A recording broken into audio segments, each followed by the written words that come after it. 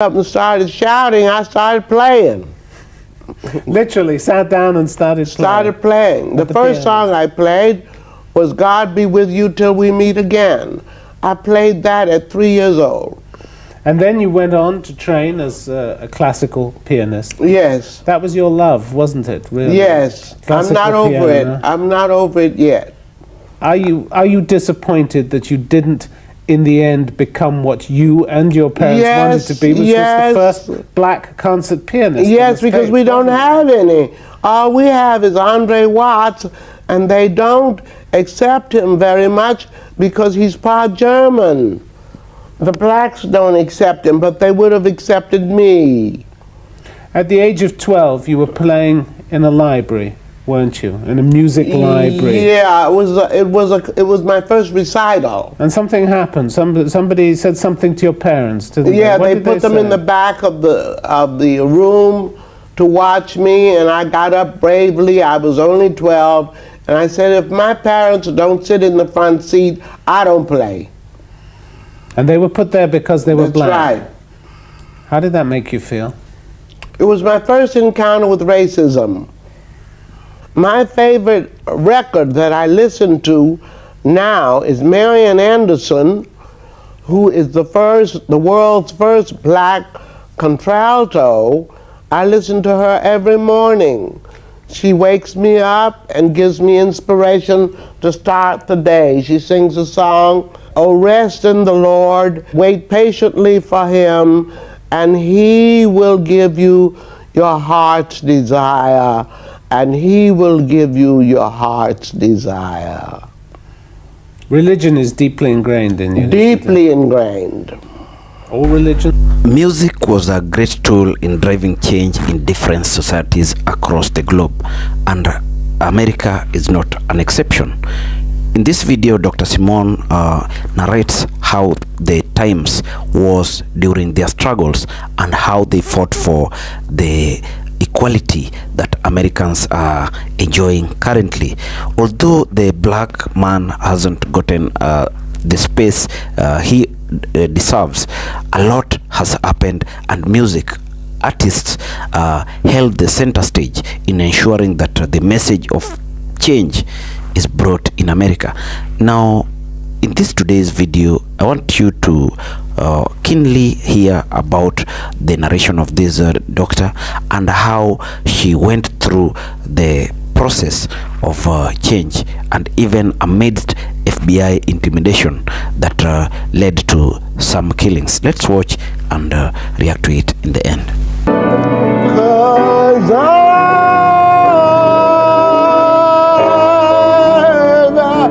got my man.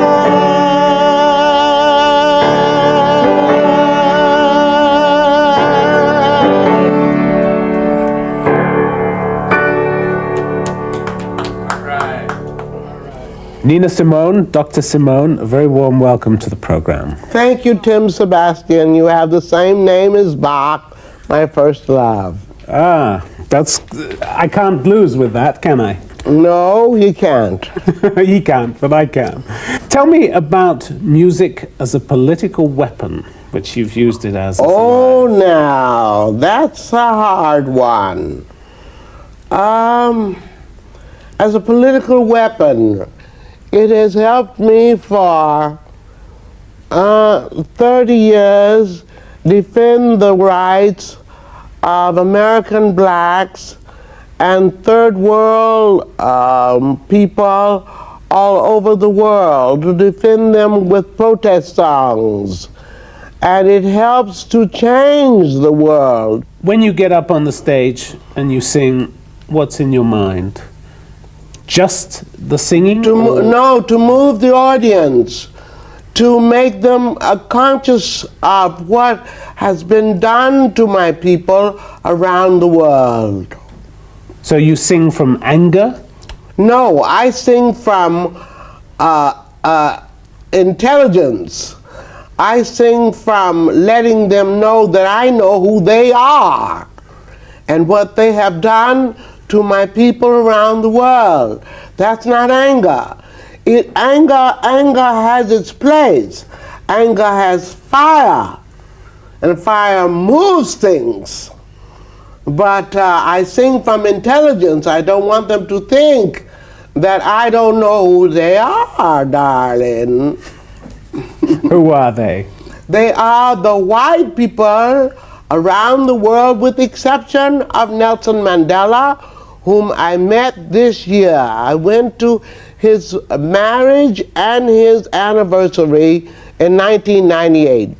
And you weren't disappointed? Oh no, my God, he's a saint. He's the greatest person on the planet. How much does fame mean to you? How much does your success mean to you? My success means a great deal to me, and my stage presence and being on stage means a great deal to me. My music is first in my life. And what's second? What do you sacrifice for your music? I don't sacrifice anything for my music. But secondly, I would love to be married. You know, I think I'll marry the cameraman over there. But I would love to be married. I have a man of my own, but that's second to my music. My music, nothing takes its place. Nothing. You've been married before. Have you been, I've been married unlucky? twice. Unlucky at love? Yeah, unlucky at marriages. Not so unlucky at love. Lots of love, few marriages. Yes, 2 marriages. Why didn't they work out? The music got in the way. In the one where I married the cop from the United States, the music got in the way, and he treated me like a horse. You know, a non-stop workaholic horse. And the one in Tunisia, well, that was very hot, like a volcano. And his family didn't want him to move to France, and France didn't want him because he's a North African. And the volcano didn't last? No, but it lasted long enough for me never to forget it, I'll tell you that. Among all the unforgettable things and unforgettable people in your life, there was Martin Luther King, wasn't there? Oh yes, well, I marched with him, I knew him, I composed a song for him, I knew his wife, all his children, and I was in the Selma March with him, and the march on Alabama, at Miles College in Alabama, and the march on Washington. I was right beside his side. We saw the public face of him, we saw the public man. What was he like in those private moments when he was out of the public eye? Darling, he was always on stage. His dedication was of such immense proportion that he never forgot for a minute that he was there to lead my people. He never forgot that for a minute. And when he was not on stage, he was still on stage. He was always talking about equal rights. You've said in the past that you would have worked to try to get him to the presidency. Do you think realistically that he could ever have had a shot at the presidency? Yes, he could have. Yes, he could have, baby. He could have if he hadn't gotten killed, and we'd have had a little bit more support. You really think that America was ready for a black president? Yes, I do. Because even black politicians in Washington these days say they don't think that's the case. Well, not now. Jesse Jackson was no match for him. There's not been a man since then. And his dream came true with Nelson Mandela, because Nelson got it done in South Africa. So the same thing that was done in South Africa could have been done in the United States. Yes, I distinctly believe that. I need a cigarette. You're making me hot. Can I have a light, please? Go ahead. How did you feel when he died? Oh God, man, I was devastated. I wrote a song in his honor the next day called "The King of Love is Dead." How much did that devastate you? I mean, what did it do to you? I think I must have cried for 2 weeks. and it killed my inspiration for the civil rights movement. I'm ready. In the United States, and I moved away. You were also scared, weren't you? Because of all the killing that was going on, because Yes, I was Jack scared. Kennedy was killed, Robert Kennedy was killed. Did you think they were coming after you? Not only that, the FBI was after me. They had a file on you, didn't In Washington. they? You never saw it, did you? No, we were told about it, and it's in my book. I wrote a book called I Put a Spell on You, and in there, and I did a film called Nina Simone, La Legend, and it's in there that the FBI has a file on me, and they went to Curtis Institute of Music, where I was rejected as for a scholarship, and asked Vladimir Sokolov if I had ever been mixed up in the rebellion. And he said they never found anything, but they actually went to Curtis Institute and inquired about me. Dr. Simone, you were born in North Carolina. Yes, I Tryon, was. in North Carolina.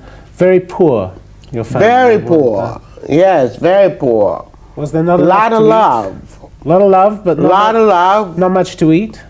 At times, my mother had a saying.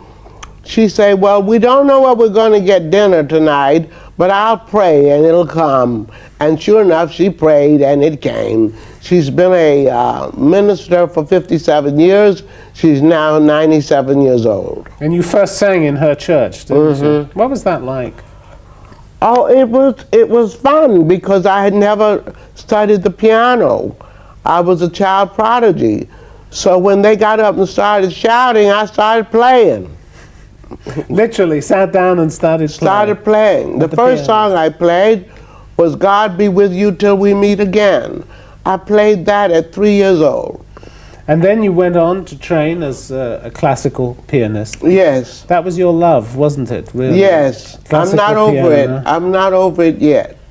Are you disappointed that you didn't, in the end, become what you and your parents wanted to be, which was the first black concert pianist? on Yes, the because stage, we don't wasn't it? have any.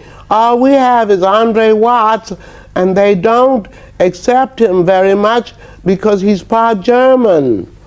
The blacks don't accept him, but they would have accepted me. At the age of 12, you were playing in a library, weren't you? In a music library. Yeah, it was my first recital. And something happened. Somebody said something to your parents. Didn't Yeah, What they did put them in say? the back of the room to watch me, and I got up bravely. I was only 12, and I said, if my parents don't sit in the front seat, I don't play. And they were put there because they were That's black. right. How did that make you feel? It was my first encounter with racism. My favorite record that I listen to now is Marian Anderson, who is the world's first black contralto. I listen to her every morning.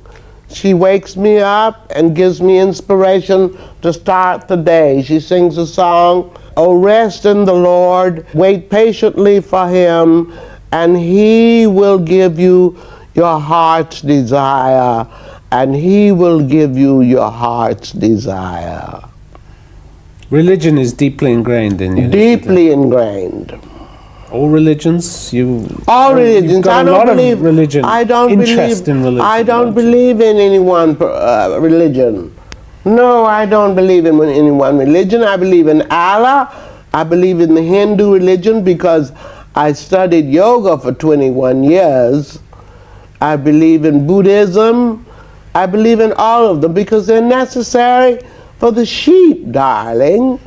The sheep have to have something to follow, and religion is necessary. I believe in all of them.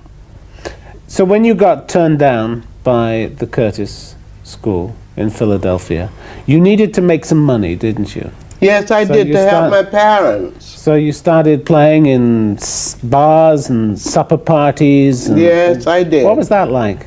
It was awful. But it got you some money.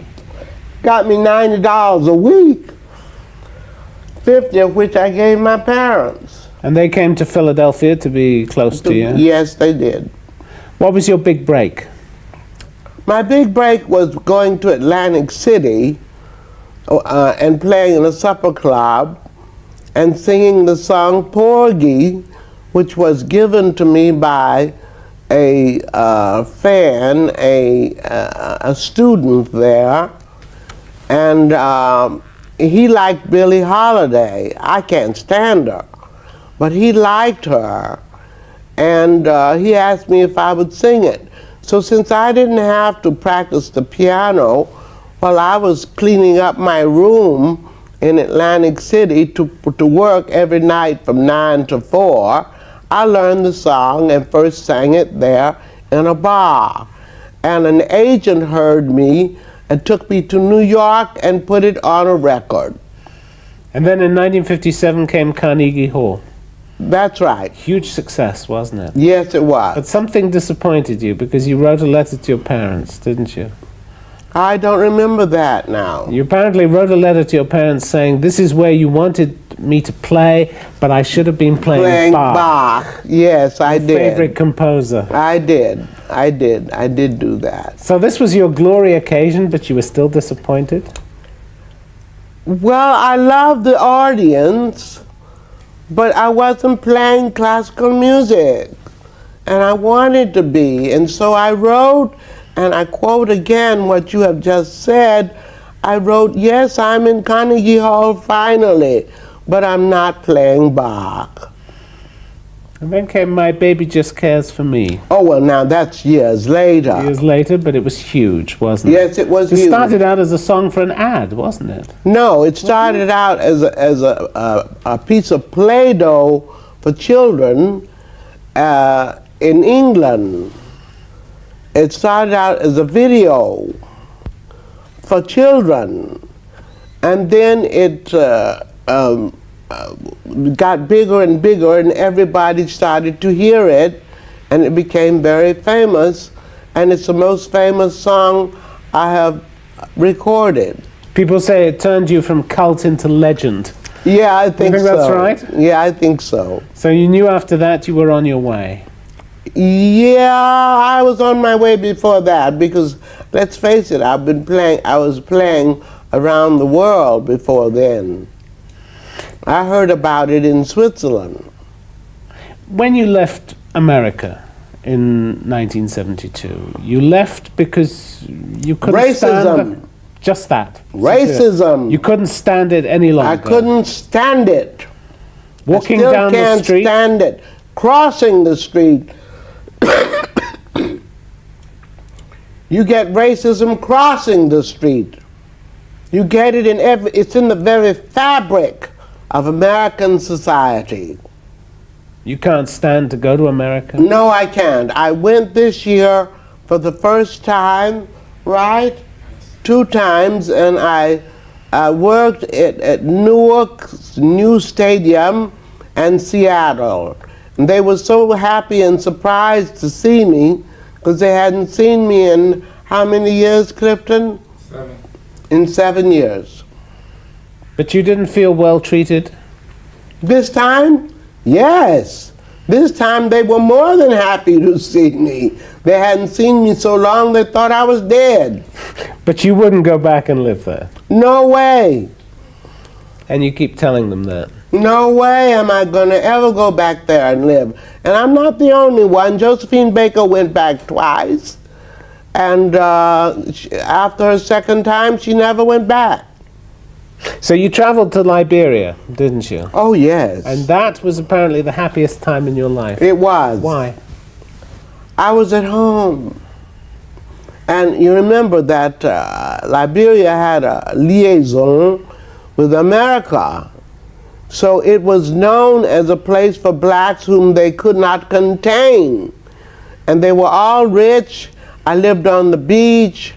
I had house servants. And the president's daughter gave me a house on the beach. I stayed on the beach every damn day. It was fantastic. I was happier there, and what's more, I got in I got engaged to the foreign minister's father, who was at that time 70 years old. But he was killed, wasn't he? Yes, he was killed. They killed 13 of them In a coup. in a coup. Life seems to have gone wrong for you after that, No, didn't it? I wouldn't say that. My music has always lifted me, and I've had a few love affairs that have lifted me. Life hasn't gone wrong for me. I've been unlucky. No, I haven't been. No, I have no complaints about my life. But in 1978 in England, you told a newspaper, "My personal life is a shambles. I'm black and I've been struggling for half my life." Well, that's true. My personal life was a shambles, and it still is. I don't have a lover. I have a friend, but not a lover. My personal life has been a shambles because everything has had to be sacrificed for the music. But then there were reports in the late 70s of a drug overdose and No. you wait, running no. out of money and I ran being out of homeless money. and- I wasn't homeless. I've never been homeless. That's a lie. You also seem to have had a lot of problems with the music industry. Yes, Racketeers you've talked for about. God's sakes, they don't pay you. I still have 60 albums being pirated in England right now. Nobody's actually paying you for these? No. I have a great lawyer from San Francisco, and he goes after as many pirates as he can, but he can't catch them all. They run the streets too fast. I've been pirated all over the world. When you get up on a stage now, and they said this in 1987 when you were at Ronnie Scott's jazz club Oh, in yes. London, they said you get the whole Nina Simone when she comes up on the stage. You get her mood, you get her monologue, you get the music. Is this the whole Nina Simone experience when That's you get true. up on a stage? That's right. And you keep them waiting until you're ready. That's right, all the time. Why? Why? Because I have to be composed, I have to be poised, I have to remember what my first piano teacher taught me. You do not touch that piano until you are ready and until they are ready to listen to you. You just make them wait. How do you judge that moment? Oh, I judge it from my head and from my instincts. And then when it's ready, then when you're happy and the crowd is happy, Is when they're ready, I play for them. is it always a buzz? Is it always a huge kick for you? Yes, it's always a huge kick. Does it get better with the years? Yes, it does. In what way? You're here. In what way? Do you still enjoy it as much? Oh, yes, I enjoy it as much. You happy to keep traveling as much as you do? I mean, you're on the road constantly. Never get tired? Yes, I get very tired. I stay tired. But I don't mind being on the road for my music. Before I let you go, one question. There is a report that at a business meeting once you pulled out a knife. I sure damn did. Did you? Yes, I did. Why? Because, oh dear. Because there was a record company. You were about to say something you I shouldn't. can't say. I was a record company that stole my albums and didn't pay me, and they came to Switzerland, and I said, "Where's my money?" They said, "We're not going to give you any money." I said, "Oh, yes, you are." And I got a gun. It was a gun. It wasn't a knife. And I followed him to a restaurant, and I tried to kill him. I missed him, and I went back to America. You actually pulled the trigger? Oh, excuse me. Yes, I did. and felt better for it. Oh, yes. Sorry I didn't get him. So now we've advertised that side of your life, and you say that you're still looking for a lover. Men are going to be a bit nervous of you, aren't they? They are very. Do you manage to put them at ease? No. And you don't try too hard? No, no, I don't try. Yes, I try hard, but I refuse to cook or to clean. So they've got to take you as you are. They've got to take me as I am and recognize that I'm a star as well as a woman, and they have to deal with the two. And treat you properly. Definitely. Nina Simone, Dr. Simone, it's been a great pleasure having you on the program. Can I say one more thing? I'm a Please, doctor. Do you know why? You're a Doctor of Humanities Yes. from the Malcolm X University in Chicago. Yeah. And a Doctor of Music. From Amherst College in Amherst, Massachusetts. Okay. Thank you for setting the record straight. It's been a great pleasure. Yes, so change comes with a price, and people have to pay the price for freedom, hard-fought freedom to be attained. It is not always an easy ride whereby it comes easily, because the people in power do not want to lose the power, even if it means killing the common citizens. So in this case, America underwent tragic circumstances whereby even some of its presidents were killed. For instance, John Kennedy died in these events, and the scholar is trying to talk boldly on how the situation was, the fight against FBI intimidation, and how the police was used to intimidate the black man. The black man has never been free in this state, and sometimes when we bring these videos of black men fighting for an equal society, we have an aim of teaching the people the fight or the path that we have walked a long way in achieving what is currently in America and even globally.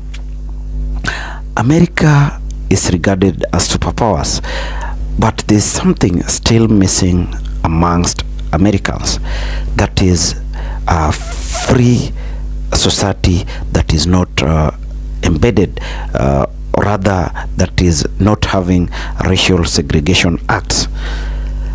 That is what we always talk about, because America as one state that champions for democratic engagement even with Africans should nurture the spirit of equality and ensure that the freedom of the black man is achieved. We know how slavery was. We know what black men underwent during those times of slavery, and we never want such situations to reoccur. Neocolonialism is something that we are fighting currently, because Americans have ensured that they are so much infiltrated into the systems of developing countries such that they control those regions through their puppets. Another thing that the black man is still fighting to achieve is the freedom of its currency. Africans have never gotten the value in their currency and even their resources. It is high time we call upon the black man to see that they have a lot to do. They have to champion for change. It is time for them to change and achieve what they deserve. Thank you, and I want you to hit our comment section and tell us what you feel about this, because we champion for a free, fair and equal society. Even as we do this, we have to know the path we have walked and how the struggle have been. And that is why we bring videos like this, because these are what tells us how it has been and the price that has been paid along the way. So tell us what you feel, and also if you're watching us for the first time, do not forget to subscribe, like and share our videos.